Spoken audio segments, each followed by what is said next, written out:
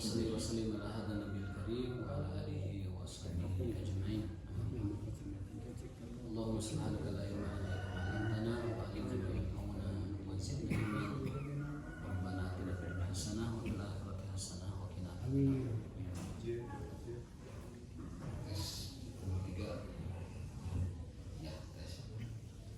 Bapak sekalian, menurut Allah SWT, alhamdulillah kita telah menunaikan sholat subuh berjamaah.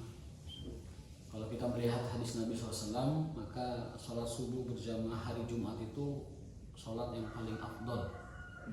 Afdolus sholat yang paling afdol itu subuh berjamaah hari Jumat. Itu sudah grade E-nya sholat itu. Sama sedekah ya. Sedekah Jumat. Sedekah nanti ada lagi. Sedekah itu justru dianjurkannya tiap hari. Ya, jadi konsep Jumat berkah, sedekah berkah Jumat itu sebenarnya tidak ada aslinya. Tetapi makanya dalil umum hari Jumat itu hari berkah gitu. Atau Sayyidul Ayyam. Meskipun dalil spesifiknya tidak ada. Jadi justru dalil sedekah mah harian. Dalam sebuah hadis Rasulullah bersabda, setiap hari, setiap matahari terbit, yanzilul malakan, 2 malaikat itu turun. Faqala ahaduhuma, yang satu berdoa begini, Allahumma a'ti munfiqan khalafan. Ya Allah, berikanlah orang yang sedekah itu gantinya. Wa qala ahaduhuma, dan yang satu lagi berdoa, malaikat yang satu lagi, Allahumma a'ti mumsikan talafan. Ya Allah, berikanlah orang yang menahan sedekahnya atau tidak sedekah talafan, kerusakan, kehancuran pada hartanya, atau talaf itu musnah gitu. Jadi berdasarkan hadis ini, setiap matahari terbit anjurannya itu sedekah. Jadi adapun sedekah Jumat atau Jumat berkah itu pakai dalil umum aja, kebaikan umum aja di hari Jumat, tapi spesifik dalil tidak ada. Yang spesifik itu harian justru. Jadi ke depan karena kita sudah mengupgrade pengetahuan kita bikin tiap hari itu kulla yaum barokah. Kulla yaumin barokah, setiap hari berkah. Tidak hanya Jumat berkah saja. Setiap hari adalah berkah. Karena tadi hadisnya gitu, setiap terbit matahari kita didoakan oleh malaikat, bagi yang sedekah itu gantinya, dan bagi yang tidak sedekah itu kehancurannya, maksudnya kehancuran hartanya. Jadi hari Jumat ini hari yang paling afdol kita menunaikan sholat subuh berjamaah. Afdol sholat itu sholat subuh ma'al jamaah yaumul Jumat, hari subuh di pagi Jumat, dan dilakukan secara tidak ada sholat yang mengalahkan atau melebihi sholat seperti itu. Bapak sekalian rahimakumullah, kemarin kita sedikit membahas, kita selip-selipan aja tema saumnya ya, supaya tidak terkesan satu golondongan gitu. Kemarin kita membahas tentang 6 prioritas yang oleh Rasulullah SAW sangat dianjurkan dilakukan di bulan Ramadan supaya kita sukses. Kemarin kita ulang sedikit: siam, qiyam, it'am, Quran, doa. Itu ya. Siam, qiyam, Quran, siam, qiyam, it'am, Quran, doa. Itu amalan Ramadan yang diprioritaskan untuk dilakukan.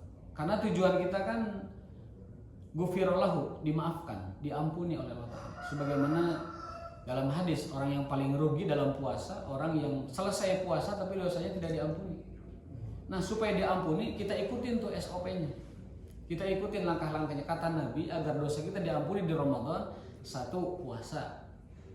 Dan kita sudah puasa. Yang kedua, tarawih.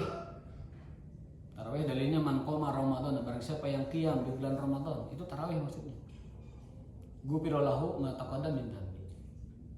Kalau siam man shoma Ramadan imanan wa ihtisaban, ghufira lahu ma taqaddama min dhanbi. Yang siang harinya puasa, Allah ampuni.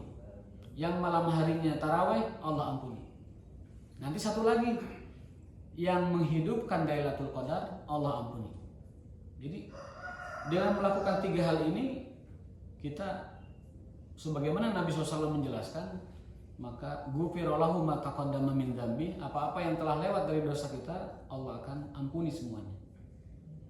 Saumnya sudah kita lakukan, tarawihnya sudah kita lakukan, nanti satu lagi ada Lailatul Qadar. Cuman permasalahannya saum kita itu kualitasnya diterima atau tidak diterima. Cuman masalahnya saum kita itu apakah saum yang berkualitas atau saum yang tidak berkualitas. Saum yang berkualitas itu yang pertama menghindari pembatal, itu sudah bisa semua. Yang kedua menghindari pengurang pahala atau perusak pahala. Dan ini yang paling sulit. Ini yang paling sulit. Yang bisa merusak puasa kita, yang bisa merusak saum kita itu yang paling utama adalah ini. Lisan. Maka kata para ulama, mujahadatun nafsi bil lisan, jihad seseorang menundukkan, mengendalikan, mengalahkan lisannya itu jihad yang paling besar. Yang paling besar. Bahkan Nabi SAW mengaitkan keberhasilan puasa itu dengan lisan. Dalam sebuah hadisnya bahwa orang yang berpuasa tapi tidak dapat mengendalikan lisannya, maka mengendalikan sebenarnya tidak menyakiti ya, atau meremehkan atau menggibah dan namimah, mengadu domba, atau menyinggung ya, maka orang yang tidak dapat mengendalikan atau mengontrol lisannya, Allah tidak memerlukan puasanya. Falaisa lillahi hajatun fi ayyada at'amahu wa syarab.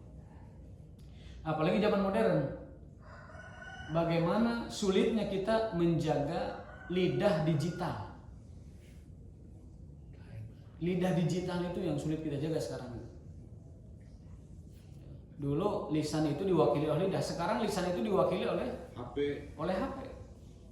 Maka kurangi komentar-komentar yang tidak baik, kurangi share yang hoax tidak baik, kurangi juga konsumsi berita-berita yang atau informasi atau mungkin cuplikan-cuplikan yang tidak bermanfaat. Wayahna berpuasa. Karena lisan digital itu yang paling berat kita jaga hari ini. Mulut bisa diam, tapi HP bisa aktif. Ada orang pendiam tapi di HP itu waduh. Pangmotahna gitu. Di sekitar kita itu paling diam, tapi di media sosial itu paling motahan. Nah, itu kesempurnaan puasa. Kata Rasulullah SAW bahwa puasa yang berhasil itu yang manakala dia dapat mengendalikan lisan dan perbuatannya. Man lam yada qaula zur wal amal bihi, orang yang meninggalkan perbuatan buruk baik lisannya ataupun amalnya atau perbuatannya, baru puasa kita itu berkualitas. Jadi sederhana, puasa berkualitas itu sederhana. Tunaikan puasanya, tunaikan tarawehnya, kemudian jaga lisan kita. Itu apa yang ditargetkan oleh Rasulullah SAW sebagai ghufira lahu ma taqaddama dapat kita raih. Adapun yang lain-lain itu sifatnya adab saja. Misalkan kurangi hal-hal yang tidak produktif. Kemudian mengakhirkan sahur, menyegerakan berbuka, itu adab-adab puasa. Kalau dilakukan itu afdal, kalaupun tidak termasuk hal yang dapat merusak puasa kita. Merusak itu maksudnya mengurangi pahala atau bahkan mengosongkan pahalanya. Yang namanya merusak itu mengosongkan atau mengurangi pahalanya. Kalau pahalanya dikosongkan atau dikurangi, berarti jatuhnya apa? Jatuhnya itu hanya menggugurkan kewajiban. Kewajiban sebagai rukun Islam. Jadi tidak berdosa gara-gara meninggalkan puasa gitu. Itu aman kalau itu ya. Tetapi tidak mendapatkan kelebihan dari puasa kita selain sebagai penggugur kewajiban yang Allah bebankan kita selaku orang yang Islam. Nah, kalau bisa level keislaman kita tuh harus naik, Pak. Kan dalam hadis nomor 2 melihat Arba'in Nawawiyah itu ada level paling bawah itu Islam, naik lagi iman, naik lagi ihsan. Levelnya begitu. Paling puncaknya itu ihsan. Di situ wilayah akhlak, wilayah tazkiyatun nufus, wilayah tasawuf, wilayah qalbu, itu di situ di ihsan. Jadi kesempurnaan dari iman dan Islam itu di ihsan. Jarang orang nyampe ke derajat ini. Meskipun banyak tapi tidak terlalu banyak. Kalau Islam itu masih bercampur di dalamnya, orang-orang munafik di situ, orang-orang Islam di situ. Jadi kalau level Islam itu masih bercampur, di situ ada orang munafik, di situ ada orang Islam. Di situ ada kemunafikan, bahkan di internal kita sendiri masih ada kemunafikan. Nah, kalau sudah masuk ke Islam itu derajat as-shadiqun, derajat orang-orang yang jujur dengan keyakinannya, jujur dengan keimanannya, jujur dengan kepatuhannya kepada Allah, tanpa embel-embel kepentingan, tanpa embel-embel pertimbangan-pertimbangan manusiawi. Kalau kita dalam niat kita masih ada pertimbangan-pertimbangan manusiawi, baik riya, ujub, ataupun yang sejenis-sejenisnya yang dapat menggugurkan amalan kita yang baru kita kerjakan, yaitu kita mesti mengupgrade. Jangan sampai dari dulu kita levelnya Islam terus, harus naik ke iman. Iman itu kita jujur kepada Allah. Kita jujur kepada Allah, jujur dengan keimanan kita, jujur dengan tauhid kita, jujur dengan ikhlas kita, jujur dengan kalbu kita. Itu sebagaimana Abu Bakar Siddiq yang kata Rasul, kalau ditimbang imannya beliau dengan iman umat seluruh manusia, maka iman beliau akan lebih berat dari iman kita semua manusia. La wuzina imanu Abi Bakrin, andaikan ditimbang iman seorang Abu Bakar Siddiq dengan iman seluruh manusia yang beriman, itu akan berat imannya Abu Bakar Siddiq. Kenapa? Karena beliau jujur dengan keimanannya. Karena beliau tidak ada selipan-selipan manusiawi dalam hidup. Maksud manusiawi itu maksudnya yang sifatnya itu pertimbangan manusia. Kalau kita kan beramal masih banyak pertimbangan manusia. Harus ada untung ruginya. Harus ada benefit yang kita terima. Harus ada pertimbangan-pertimbangan manusia. Ini yang membuat kita susah naik ke derajat berikutnya. Kalau sudah iman mantap, sudah shodikun atau siddikun dengan iman kita, maka kita naik level bisa dengan muhsinun, orang-orang yang ihsan. Nama muhsinnya sudah ada tuh, ihsan. Tinggal kita ke sana, maksudnya menuju ke derajat sana, derajat ihsan. Dan rahmat Allah itu ada untuk orang-orang yang ihsan. Inna rahmatallahi qaribun minal muhsinin. Sesungguhnya rahmat Allah itu dekatnya kepada orang-orang yang berbuat ihsan. Sekali lagi, kita masih Islam, harus mengupgrade menjadi iman. Kalau sudah itu naik lagi menjadi ihsan. Ihsan itu apa? Anta'budallah ka'annaka tarah, fa illam takun tarah fa innahu yaraka. Kamu beribadah seolah-olah melihat Allah. Ka'annaka tarahu, seolah-olah kamu melihat Allah. Fa illam takun tarahu, kalau kamu belum merasa bisa dengan mata batin kamu melihat Allah, yakini saja bahwa Allah menatap kamu, melihat kamu. Itu namanya muraqabah. Dan nyangkut nanti dengan pembahasan ayat kursi kita, bahwa kandungan ayat kursi nomor 2 setelah tauhid itu adalah muraqabatullah, merasa selalu diawasi oleh Allah Subhanahu wa taala. Dalam lafaz ayatnya, Allahu la ilaha illa huwal hayyul qayyum la ta'khudhuhu sinatun wala naum. Setelah Allah mengenalkan dirinya, Allah itu nama sejati beliau, Allah taala, nama sejatinya itu Allah. La ilaha illa huwa. Kemudian Allah mengenalkan dirinya bahwa dia adalah ilah. Ilah itu adalah zat, tapi ini bukan makna zat dalam bahasa Indonesia ya, zat dalam bahasa Arab. Entitas. Ilah adalah zat yang berhak disembah, zat yang berhak dituju, zat yang berhak dicari. Maka makna la ilaha illallah akhirnya bermakna la ma'buda illallah, la maqsuda illallah, la matluba illallah. Tidak ada yang kita sembah-sembah kecuali Allah, tidak ada yang kita yakini kecuali Allah, tidak ada yang kita gantungkan kecuali Allah, tidak ada yang kita percayakan kecuali Allah, tidak ada yang kita serahkan semua urusan kecuali Allah. Dalam semua urusan peribadatan atau bukan. Yang kedua, la matluba, tidak ada yang kita kejar-kejar, kita cari-cari, kita bela-bela mati-matian kecuali Allah. Yang ketiga, la maqsuda illallah, tidak ada yang kita maksudkan, niatkan, motivasikan kecuali Allah Subhanahu wa taala. Lalu setelah Allah mengenalkan dirinya dengan sebutan ilah tadi, Allah juga mengenalkan dirinya dengan huwa, dengan dia. Dan kata domir huwa, dia. Allah, kemudian ilah, kemudian huwa. Kemudian Allah mengenalkan nama teragungnya, yaitu Al-Hayyul Qayyum. Kita pernah belajar, Allah itu punya banyak nama, bahkan tidak terhingga namanya. Yang Allah kenalkan hanya 99. Tapi dalam hadis sahih, Allah disebutkan oleh Rasulullah SAW, Allahumma inni as'aluka bi anna kemudian bi kulli ismin huwalak, dengan seluruh nama yang kau miliki ya Allah. Samaita bihi nafsak au anzaltahu fi kitab, yang engkau kenalkan kepada kami dan yang engkau tidak kenalkan kepada kami lewat kitab suci. Au alam tahu ahada min khalqik, atau nama-nama yang kau hanya khusus ajarkan kepada hamba-hambamu tertentu yang khusus. Jadi ada orang-orang khusus yang Allah ajarkan asmaul husnanya yang kita tidak tahu. Oleh para ulama ditafsirkan itu para rasul dan para nabi. Awis ta'sarta bihi fi ilmi ghaibi indak. Ini yang terakhir. Dan nama-nama yang engkau simpan khusus untuk dirimu yang tidak kau kenalkan kepada siapapun. Jadi nama Allah itu, Asmaul Husna itu tidak terbilang, tidak terhitung. Wallahu a'lam. Hanya Allah yang tahu berapa jumlah dan nama-nama itu. Tapi yang dikenalkan berapa? 99. Yang kita kenal dengan Asmaul Husna. Yang dapat menghafalnya diberi hadiah surga. Yang dapat menghafalnya diberi hadiah surga. Dalam sebuah hadis, innalillahi, sesungguhnya Allah memiliki 100 nama kurang 1. Innalillahi tis'atun wa tis'una isman. Allah punya 99 nama, mi'atun ila wahida, 100 kurang 1.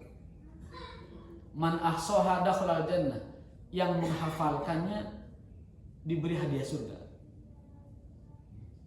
Hafal saja diberi hadiah surga. Nah, kami abdi ngaulang di sekolah mah, setiap siswa teh diwajibkan ngapal ieu Pak Kapungkur, ngaulang di pesantren. Kedah hafal sadaya 88. Kayak mingguan payung dievaluasi satu-satu ke depan dengan membacakan Asmaul Husna, baik dilanggamkan ataupun dengan datar, tidak apa-apa. Kumargi di dieu mah sanes murang kali teu tiasa. Ngevaluasina sesah. Bisa jadi dievaluasi moal kadarieu teh bahan moal kadarieu. Nah, jadi Allah SWT memiliki 99 yang dikenalkan. Adapun yang tidak dikenalkan, tidak ada yang tahu jumlahnya kecuali Allah. Ista'sarta fi ilmil ghaibi indahu, yang Allah rahasiakan dalam ilmu gaibnya, kita tidak tahu. Ada yang Allah kenalkan kepada kita, ada yang Allah kenalkan dalam Quran dan hadis, ada yang Allah kenalkan hanya kepada hamba terpilihnya, ada yang Allah kenalkan kepada dirinya sendiri saja yang tahu, dan ada yang Allah rahasiakan dari semua itu. Nah, kita yang diperintahkan ngapal itu hanya yang 100 saja, cukup itu aja. 99. Man ahsaha dakhala jannah. Nah, dari 99 Asmaul Husna itu ada nama teragung Allah yang kita sebut dengan Ismul A'zam. Nama paling agung, nama paling besar, nama paling paling hebat lah gitu ya. Yang semua nama itu berporos kepada nama itu. Kata Rasulullah SAW, Ismul Azam itu ada di 3 ayat surat Al-Quran. Ada di Al-Baqarah, ada di Ali Imran, ada di Toha. 3 surat itu berisi Ismul Azam, namun oleh Rasul tidak didetailkan. Supaya apa? Supaya kita membaca semua Asmaul Husna, supaya kita mengamalkan semua Asmaul Husna, maka dirahasiakan. Seperti Lailatul Qadar, hanya diberikan kisi-kisinya aja, ciri-cirinya aja, tetapi tidak didetailkan. Misalnya malam ganjil di 10 malam terakhir dan gerimis. Malam terakhir diganjil dan gerimis. Berdasarkan hadis sahih begitu. Adapun adapun ombak laut berhenti, itu mah tidak ada dalilnya. Kemudian daun pohon itu tidak berangin gitu. kemudian apa, tidak ada suara binatang, tidak ada ombak laut, tidak ada daun bergerak, itu mah tidak ada sumbernya, tidak ada apa, referensinya. Ya. Dan secara logika juga ada mustahil. Ombak laut berhenti gimana ceritanya? Justru kehidupan laut itu karena ada ombak. Ombak itulah yang menghidupkan laut. Kemudian pohon juga tidak bergerak juga tidak mungkin. Al-Quran juga menggambarkan secara gamblang bahwa di malam itu malam yang sangat adem. Tanazzalul malaikatu waruhu fiha biidni rabbihim min kulli amrin salam. Nah itu salam itu. Malam kesejahteraan. Jadi kalau suatu malam kita merasakan begitu sejahtera, begitu adem di malam itu, yakinilah itu malam Lailatul Qadar. Jika di 10 terakhir ada malam yang kita rasakan begitu nyaman, begitu nikmat berdoa, begitu nikmat beribadah, kencengin doanya karena itu adalah malam Lailatul Qadar. Lakukan satu hal saja yang prioritas, yaitu kata Rasulullah SAW, sungguh-sungguhlah dalam berdoa. Kalau kamu mendapati malam Lailatul Qadar, seriuskan saja berdoa. Itu prioritas kita melakukan amalan di malam Lailatul Qadar. Nah, jadi Ismul Azam itu ada di surat Al-Baqarah, ada di surat Ali Imran, ada di surat Toha. Para ulama apa istilahnya menyimpulkan analisa atau pengamatan mereka Ismul Azam itu setelah diteliti dalam gitu, menemukan ada tiga nama Ismul Azam Allah itu. Ya. Yang pertama itu Allah itu sendiri. Nama Allah itu sendiri. Yang kedua Al-Hayyul Qayyum. Itu Ismul Azam yang kedua.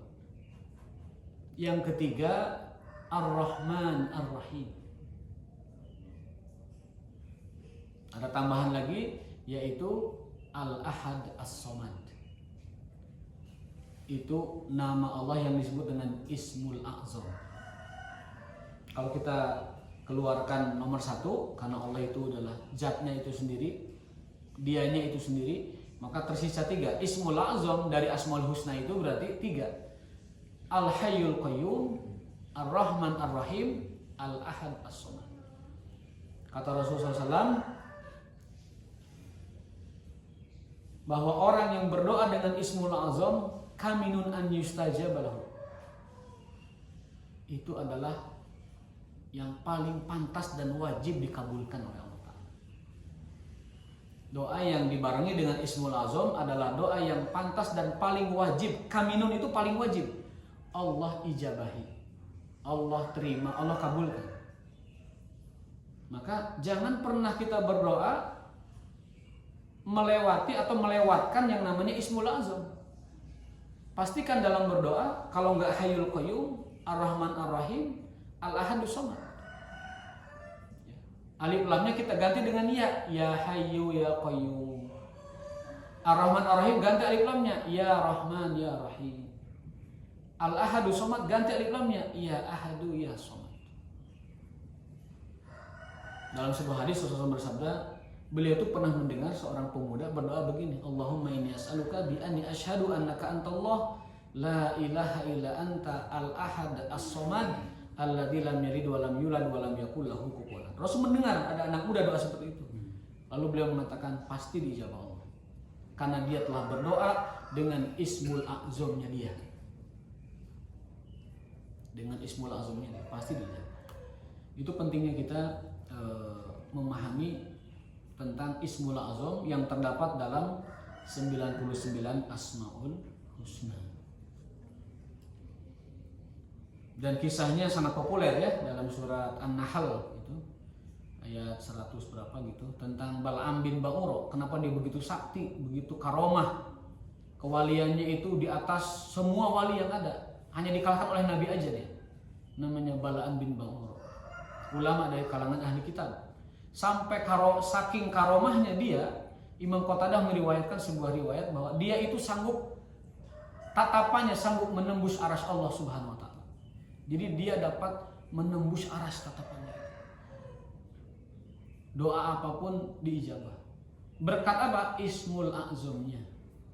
Karena dia diberi ilmu oleh Allah Ta'ala tentang Ismul A'zam, dia pakai itu berdoa. Doa apapun tidak ada yang tidak diijabah, semua diijabah.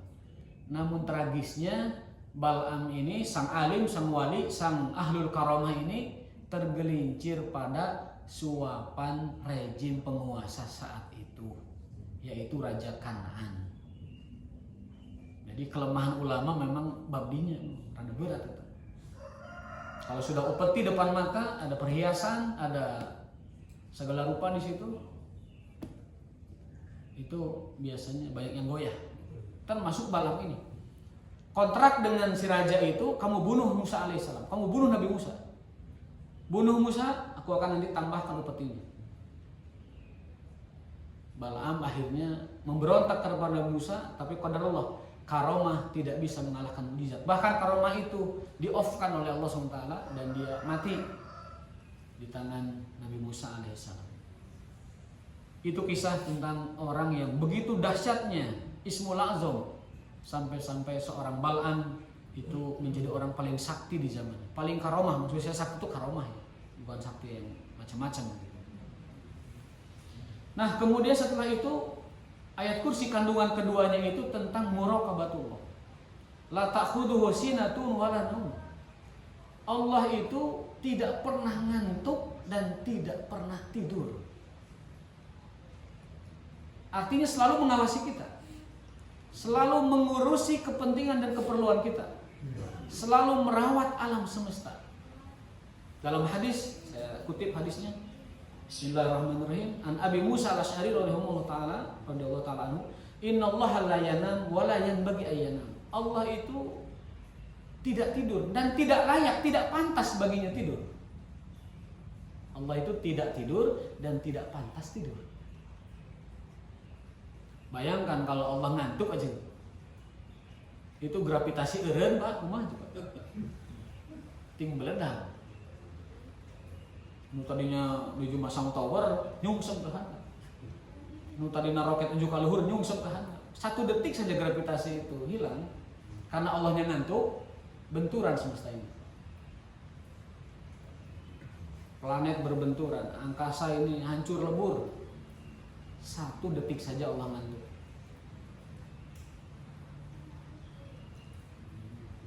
Karena orang mah talibranya, puasa kita talibra. Aman-aman saja. Jangankan gitu, kita nyalain kompor lalu tertidur 10 menit, itu api sudah hayam kemana-mana itu. Sudah merah kemana-mana. Ini bayangkan alam semesta kalau Allah 1 detik ngantuk. Innallaha la yanam wa la yanbaghi ayyanam. Allah itu tidak pernah tidur dan tidak pantas baginya tidur. Yakhfidul qista wa yarfa'u. Allah selalu menegakkan sistem keadilan dalam hal apapun. Keseimbangan alam ini Allah jaga secara maha presisi. Ya, jadi ini hadis menceritakan tentang tanda petik pekerjaan Allah. Ya. Tanda kutip, hadis ini menceritakan pekerjaan Allah. Allah tidak pernah tidur dan tidak pantas baginya tidur, selalu memastikan keseimbangan dan kesetimbangan itu tegak. Yarfa'ul qisto, qisto itu adalah mizan, wayar yakut dan juga menegakkan. Keseimbangan itu bagaimana? Contoh, mengangkat seseorang lalu menjatuhkan seseorang, mengayakan seseorang kemudian mentakdirkan seseorang kurang gitu. Mentakdirkan seseorang berpasangan, seseorang yang lain tidak berpasangan. Mentakdirkan ada air, ada daratan. Mentakdirkan ada murah, ada mahal. Ada cantik, ada kurang cantik. Ada jangkung, ada pendek kasate, kurang jangkung. Keseimbangan dan kesetimbangan itu pekerjaan Allah. Yarfa'ul qista wa yarfa'u. Jadi haram hukumnya orang itu mengkritik keseimbangan Allah. Misalkan ada orang miskin, ada orang kaya. Lalu kemudian yang miskin itu tanda petik diremehkan. atau orang memicingkan mata ke dia, itu haram hukumnya. Kenapa? Karena miskin kaya itu kesetimbangan dari Allah. Sembari Allah memerintahkan setiap orang itu untuk berdaya, kan begitu. Innallaha, sesungguhnya Allah yuhibbu, menyukai, mencintai al-mu'minal qawi, atau al-mu'minal qawi ahabbu ilallah, orang yang beriman tapi berdaya, mukmin berdaya, al-mu'minul qawi khairun wa ahabbu, adalah lebih baik, lebih afdal dan lebih Allah sukai, minal mu'minid dhaif, dari orang mukmin yang tidak berdaya. Berdaya itu umum, berdaya dalam ekonomi, berdaya dalam fisik, berdaya dalam masyarakat, berdaya dalam karir, berdaya dalam politik, lebih Allah sukai daripada orang mukmin yang lemah. Wa fi kullin khair, meskipun dua-duanya baik. Sekali lagi, semua mukmin itu baik, tapi ada Allah yang lebih sukai, yaitu mukmin yang berdaya. Mukmin yang berdaya, yang cakap. Ihris ala ma yanfa'u, kata Nabi. Segutlah kamu, semangatlah kamu pada apa yang bermanfaat bagimu. Gitu. Ada orang yang untuk hal yang manfaat aja itu mencela-mencela, utaklak, keteklek, tidak semangat. Para kata Nabi, ihris, semangatlah, antusiaslah kamu pada yang bermanfaat bagimu. Ada lagi hadis Nabi SAW, setiap orang sudah ditakdirkan kaya miskinnya, setiap orang sudah ditentukan kursinya di surga atau di neraka, setiap orang sudah digariskan bahagia atau tidak bahagia, setiap orang sudah dipasangkan jodoh-jodoh atau tidak. Tapi karena itu dirahasiakan oleh Allah Ta'ala sebagai kebijaksanaannya menyembunyikan takdir dan tidak memberitahu orang, maka perintahnya cuma satu, ajmilu fit talab, baguskanlah caramu mencari karunia Allah. Sekali lagi, surga sudah dicatatkan bagi kita, neraka sudah ada kuotanya, sudah ada by name, sudah ada neraka itu. Surga sudah by name, sudah ada. Kaya miskin sudah by name, by death, sudah semua itu. Tapi Allah rahasiakan. Maka satu-satunya cara adalah ajmilu fit talab, baguskan caramu mencari itu karunia Allah. Baguskan caranya. Kita kadang-kadang mengingkari secara tidak sengaja hadis ini. Ari ke takdirnya mengimani, tapi ke ajmilu fit talabnya tidak mengimani. Itu kan salah apa? Nah, jadi Allah itu tidak pernah tidur dan tidak pantas baginya tidur. Kalau sampai Allah tidur, hancur dunia ini. Pekerjaan Allah yang kedua itu apa? Yaqfidul qista wa yarfa'u, itu menegakkan keseimbangan dan kesetimbangan. Ada air asin, ada air tawar, dan lain sebagainya. Maka karena dunia ini dikonsep oleh Allah dengan keseimbangan, tidak boleh ada orang yang sombong. Ketika Allah menciptakan surga, Allah berpesan ke surga itu, "Hai surga, khalaqtuka, aku menciptakan kamu alla yadkhuluki mutakabbirun, agar tidak dimasuki orang sombong." Ketika Allah menciptakan surga, pesan Allah hanya satu, jangan sampai kau dimasuki orang sombong. Kesombongan adalah selendangku, keagungan adalah jubahku. Siapapun yang menyaingi dan menandingiku dalam hal itu, pasti ku azab. Pasti ku azab. Bisa kesombongan dalam ilmu, bisa kesombongan dalam harta, bisa kesombongan dalam kesehatan, bisa kesombongan dalam status di masyarakat. Siapapun yang menunjukkan kesombongan, yaitu menganggap lebih tinggi dari orang lain, maka kata Allah Ta'ala, dia telah merampas jubahku, pasti kusiksa dia, kuhancurkan dia. Maka jangan pernah dalam diri kita semua. La yadkhulul jannah, tidak akan pernah dimasukkan ke dalam surga, atau tidak pernah masuk surga, man kana fi qalbi, orang yang dalam hatinya misqala dzarratin, aja sebiji sawi, min kibrin, dari kesombongan. Tidak akan pernah masuk surga, apapun ibadah dia, apapun kebaikan dia, apapun dia menjauhkan larangan, tetapi dalam hatinya ada kesombongan. La yadkhulul jannah man kana fi qalbihi misqala dzarratin min kibrin. Tidak akan pernah surga dimasuki oleh orang yang dalam hatinya ada kesombongan. Maka hati-hati yang punya jabatan, hati-hati yang punya harta, hati-hati yang punya ilmu, karena semua itu menghembuskan hawa kesombongan. Berbahaya. Kalla innal insana la yatgha, semua manusia itu berpotensi sombong. An ra'ahu stagna, saat ia merasa memiliki ilmu, memiliki harta, memiliki kesehatan, memiliki jabatan. Itu kata Al-Quran. Setiap orang berpotensi sombong saat dia memiliki, istagna dari kata goni, memiliki.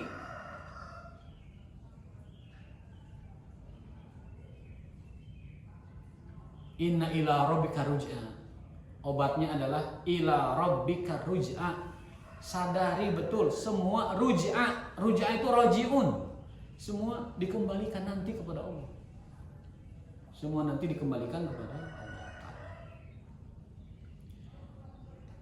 Kemudian perbuatan Allah berikutnya dalam hadis ini. Hadisnya sahih riwayat Muslim ya. Yaqbalu qabla lail amalan nahar. Ini pekerjaan Allah yang ketiga. Menerima taubatnya pendosa malam di pagi hari. Wa yaqbalu amalan nahar qabla lail, dan menerima amal ibadahnya pelaku ibadah di siang hari sebelum malam. Jadi kalau kita boleh sederhanakan, Allah senantiasa sebelum malam itu menerima ibadah orang yang di siang hari. Sebelum malam sudah diterima. Dan menerima taubatnya pelaku dosa di siang hari sebelum malam. Bayangkan Bapak, baiknya Allah Ta'ala. Dalam hadis lain dari Sholihin, Allah bentangkan kedua tangannya, menerima taubat pelaku dosa malam sebelum siang, dan menerima taubatnya pelaku dosa di siang hari sebelum malam. Jika dia berlari, jika dia berjalan kepadaku, aku berlari kepadanya. Jika dia mendekat kepadaku 1 hasta, aku mendekat kepadanya 1 jengkal. Jika dia mendekat kepadaku 1 meter, aku mendekat kepadanya 1 senti. Itu baiknya Allah. Coba kita makan kalau memaafkan itu butuh waktu. Waduh, kayak laki-laki can puas ya hati. Can puas ya kayak heula, sina sangsara heula maneh. Sina tahu rasa dulu loh. Allah enggak. Pelaku dosa siang diterima sebelum malam, pelaku dosa malam diterima sebelum siang. Amal ibadah juga gitu. Ibadah kita tadi malam diterima tadi subuh. Dalam hadis kan begitu. 2 malaikat itu shiftingnya itu pagi dan asar, subuh dan asar. Innal malaikata taqawul malaikah inda salatil asar. Malaikat itu selalu bolak-balik ke Allah Ta'ala itu waktu subuh dan waktu asar. Untuk apa? Menyerahkan catatan amal. Malaikat malam bawa buku kita itu di subuh hari, malaikat siang lalu bawa buku kita di asar hari. Lalu Allah bertanya, wahai para malaikat, kaifa taraktum ibadi? Gimana hambaku saat kau datangi dan saat kau tinggalkan? Malaikat menjawab, bagi yang sholat nih, malaikat menjawab, taraktuhum wahum yusallun. Ya Allah, hambamu kau tinggalkan sedang sholat. Wa atainahum wahum yusallun. Dan aku juga temui dia sedang sholat. Kan malaikat tuh 2 tuh yang lapor. Sahur anu ngadatangan teh, ya Allah saat aku datangi sedang sholat.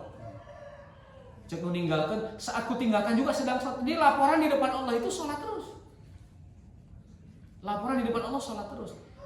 Bukan Allah tidak tahu, tapi Allah menghormati tugas malaikat. Memang diberi tugas gitu. Bukan Allah tidak tahu keadaan kita, tapi Allah menghormati dan memuliakan kita manusia. Dimuliakan, yang menjaga sholat itu dimuliakan, yang menjaga sholat dimuliakan. Sampai Allah tanyakan, gimana hambaku sedang sholat ya Allah? Baik. Gimana hambaku? Saya tinggalkan juga sedang sholat ya Allah. Baik. Kabayang lamun asar subuh orang terkerek. Laporannya berat. Jadi ini penting. Nah, di situ ada lafaz domir bahasa Arab hum, ataina hum, tarokna hum. Hum di situ kata para ulama dalilun ala sholatil jamaah, menunjukkan sholatnya mereka berjamaah. Asar subuh pegang 2 itu aja. Hafidhu ala sholawat wa sholatil wusta, jaga sholat semuanya terutama subuh dan asar.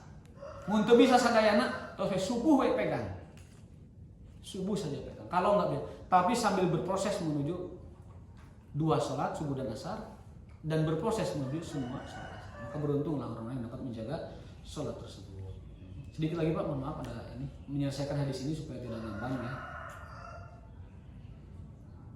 Subuhatu nurihi, cahaya wajahnya Allah atau cahayanya Allah Ta'ala itu kasyafa, membuka, menerangi timur dan barat. Lau kasyafahu, andaikan itu dapat dilihat oleh manusia, andaikan Allah menyingkap tabirnya, andaikan Allah menyingkap cahaya yang menghijabnya, la ahraqat subuhatu wajhi man tahal lailu, maka cahaya Allah Ta'ala tersebut akan membakar seluruh alam semesta. Andaikan Allah menyingkap dirinya, andaikan Allah menyingkap nurnya, la ahraqat man taha ilaihi basuruh, maka seluruh alam semesta ini la ahraqat akan terbakar. Alam semesta tidak akan kuat dan tidak akan sanggup untuk menerima ataupun menjadi media cahaya nur Allah itu tersingkap. Maka Allah hijab dirinya dengan cahaya supaya tidak hancur ini alam semesta, tidak terbakar ini alam semesta. Hadis sahih riwayat Imam Muslim. Jemaah sekalian, maka dengan ayat tadi la ta'khudhu sinatun wa la naum, mudah-mudahan dengan inayah dan taufik dari Allah Subhanahu wa taala kita dapat kembali menyadari dan terus merasa diawasi Allah Ta'ala agar derajat ihsan, derajat diawasi Allah itu dapat kita raih. Dan ihsan adalah puncak tertinggi dari status keislaman dan keimanan kita. Amin. Qul qouli hadza wa astaghfirullah li wa lakum hadan wa yakum ajmain wa barakallahu fikum wal asri innal insana lafi khusr illa alladziina aamanu wa tawassaw bis sabri. Assalamualaikum warahmatullahi wabarakatuh. Waalaikumsalam.